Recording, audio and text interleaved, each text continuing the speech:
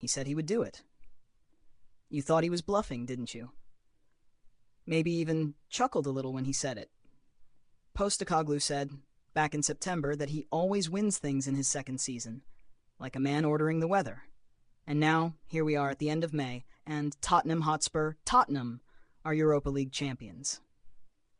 Ladies and gentlemen, I don't know what you were expecting from this season, but what you got was Spurs with silver in their hands.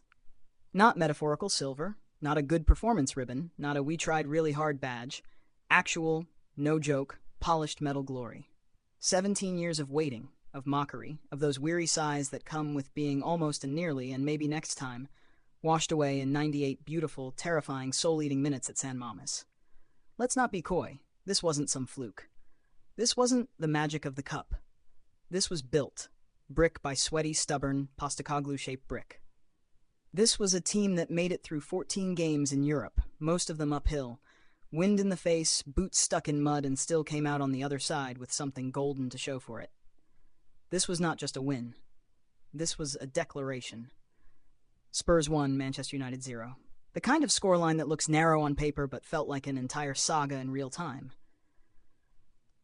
The kind of match where you check the clock every minute, and your spine physically collapsing under the weight of anticipation, and it still somehow feels like there's an eternity left to play. And the goal? Oh, the goal was pure chaos, and I loved it for that. A ball bouncing off Luke Shaw like he owed it money, ricocheting back to Brennan Johnson, who, with the composure of a man flicking a light switch, tucked it in past Onana at the near post. Minute 42. The one and only shot on target Spurs managed all night. The kind of efficiency you write poetry about. If your poetry sounds like someone screaming, "Take that!" at full volume into a pint glass. Tottenham didn't need to be flashy. They needed to be ruthless. They needed to be smart. They needed to be just stubborn enough to hold off wave after wave of United pressure. And that's exactly what they did. You can dress it up in whatever numbers you like. Expected goals, possession stats, passing networks. But the truth is, they gritted their teeth and said, not today. And what a place to do it. San Mames, steeped in the bones of Spanish football, with the ghosts of lost finals whispering through its corridors. It felt like theater. It was theater. United tried to write the final act, but Spurs ripped the script out of their hands and scribbled their name on the trophy instead. There were no second-half heroics from United. No last-minute heartbreakers. Just that slow, rising realization that maybe, just maybe, Spurs had the audacity to pull this off. And as the clock ticked into the 90s and added time stretched into madness, you saw it. Belief. From the players, the bench, the fans who have been teased for generations for even daring to dream. Postecoglou didn't just win a trophy. He rewrote the mood. From skepticism to faith. From curse to consequence. Because now it's real. Now you can't just laugh it off. Tottenham Hotspur are no longer nearly men. Not tonight. Not this season. They are Europa League champions. And if you're not feeling something in your chest right now, check your pulse, or whatever you use instead of a soul. What do you remember most? The roar or the silence? Because there was a moment, right before the second half started, where it felt like the entire world inhaled and forgot how to exhale. 1-0. That most delicate, most treacherous of leads. You don't defend it, you survive it. And that's exactly what Spurs did for 45 eternal minutes. Let's rewind, though. Let's talk about the first half. Because for all the nerves and tight shoulders, Spurs didn't exactly come out like underdogs. They didn't puff their chests either. They just played. Measured, sharp, direct. A team that had clearly been coached not just to attack, but to believe they belonged here. The opening was scrappy. Everyone trying to assert something. Dominance, rhythm, relevance. Pape Sarr and Richarlison had early chances, both snuffed out with the kind of last-ditch urgency that finals breed. On the other end, Bruno Fernandes tested the angle with a tight shot, but it never really had venom. Spurs' defense was bending, not breaking, not even blinking. Then came the goal. I'm still laughing at the absurdity of it. Spurs have this one glittering moment where it all comes together, and it looks like a mistake. It starts like a mistake. Bentancur, pulling two defenders with him like a man walking two dogs on ice, leaves a trail of confusion in his wake.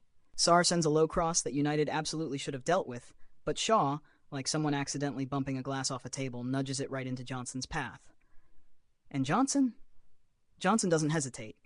It's the cleanest mess you'll ever see. 1-0. Spurs. That was minute 42. 3 minutes from the half, and you could see the weight shift. Suddenly, United weren't probing. They were chasing. And Spurs? Spurs weren't swaggering, they were anchoring. Even then, you could feel it turning from a match into a mission. Now the second half. I mean, if the first half was a chess game, the second was Jenga in a wind tunnel. United threw everything. Every tactic, every substitution, every ounce of desperation. And Spurs responded by slowly, clinically locking the door. Let's be real. Spurs didn't attack. At all. They did not have a single shot in the second half. Most teams would be crucified for that, accused of cowardice or parking the metaphorical bus. But here, it was art. Defensive geometry at its most elegant. A back five that played like they were welded together. No gaps, no panic, just clarity. The pressure was real. Højlund came within a breath of equalizing with a looping header that was somehow clawed off the line by Van de Ven, who I'm convinced is part machine. Vicario? The man looked possessed. One save after another, each more outrageous than the last. Shaw had a bullet header late in stoppage time, and Vicario said, "Not today," with a palm full of defiance. 7 minutes of added time. You ever stared at a clock and felt it move backward? That was the final stretch. Maguire playing center forward, Casemiro trying an overhead kick like he was auditioning for Cirque du Soleil. It was manic.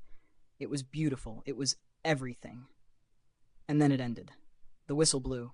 No explosion, no wild sprinting, just a slow, stunned unraveling of disbelief on both sides. Spurs. Tottenham held the line, held the moment, held history. Let's talk about the dance between two teams that knew the stakes, but felt them in very different ways. On one side, you had Manchester United, dripping with legacy, suffocating under it. A club built on drama, on defiance, on last-minute miracle theater. They've played in 9 major European finals. This is their thing. It's supposed to be their thing. And yet, on this stage, in this city, in this moment, they look like they couldn't quite find their line. On the other side, Tottenham Hotspur. The punchline. The maybe men. The so-close specialists. But what we saw tonight was not the same Spurs that fumbled the finish in past years. This wasn't a side burdened by its past. This was a team free of it. And that difference, that invisible mental rewiring, is everything. United started with intention. You could see Amorim's plan in motion. Stretch Spurs wide, overload the flanks, trust Bruno Fernandes to stitch it all together. They had the tools. They had Diallo sprinting like he'd been shot out of a cannon, and Mount trying to ghost into pockets of space. But there was something missing, a spark, a rhythm, that snap click you need in a final. They had 16 shots, 6 on target, but for all the smoke there wasn't a fire. Spurs? 3 shots. Just 1 on target. You'd think they played scared. But they didn't. They just played precise. It's the difference between chaos and choreography. They didn't try to match United blow for blow. They absorbed. They leaned into the storm, grounded like a wall made of rubber and teeth. That's not to say United were toothless. Far from it.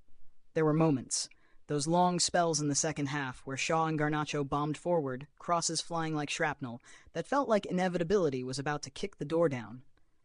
But that's where Spurs were most dangerous. Not in attack, but in refusal. In saying no, over and over again, like a wall that learned how to talk back. There's a psychology to this. United played like they had to win. Spurs played like they were done waiting.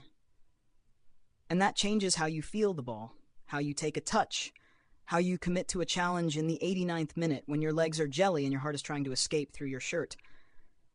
Amorim had his plan. He made the changes. He brought on Garnacho and Dalot. He moved Maguire up front. He emptied the playbook and poured the last drops of energy into the mixer. But you don't win finals on paper. You win them in the cracks. And Spurs sealed every crack. Postecoglou? He had the gall to believe this team, this flawed, fragile, often erratic team, could become something else entirely when it mattered. And they did. They became a machine. A machine made of belief and blood and Brennan Johnson's right boot. It was not beautiful football. It was not even brave football. It was necessary football. Grit is not a dirty word. And on the biggest stage, under the biggest lights, Tottenham finally stopped being a team that watches history and became the team that writes it. Let's get personal, because that's where finals live. Not in stats sheets or manager quotes, but in faces, in performances.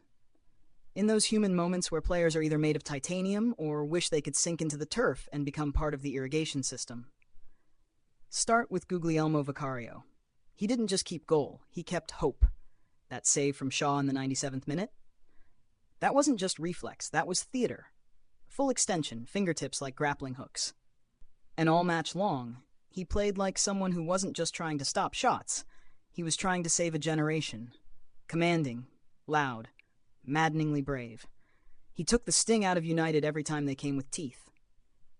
Then there's Mickey van de Ven. Do they even build defenders like him anymore?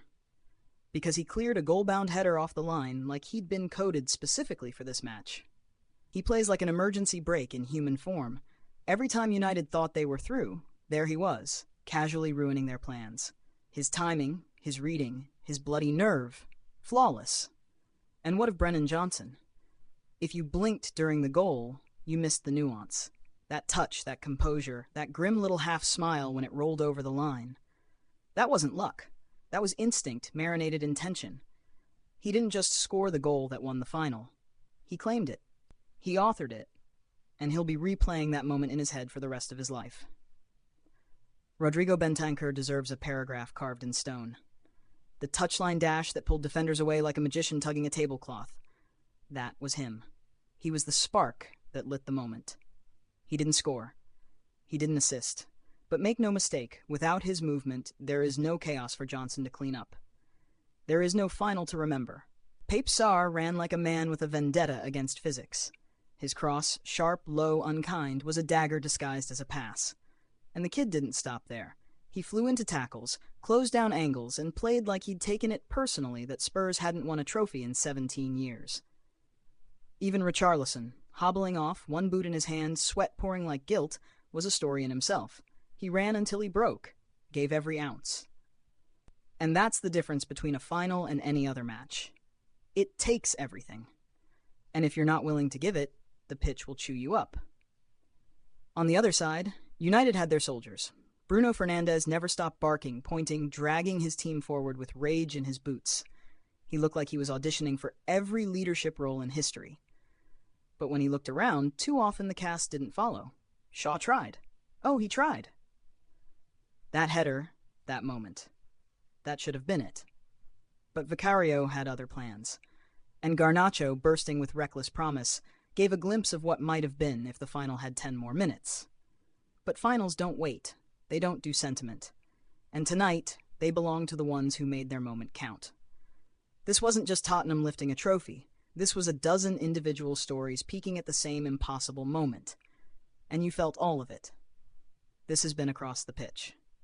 Over and out.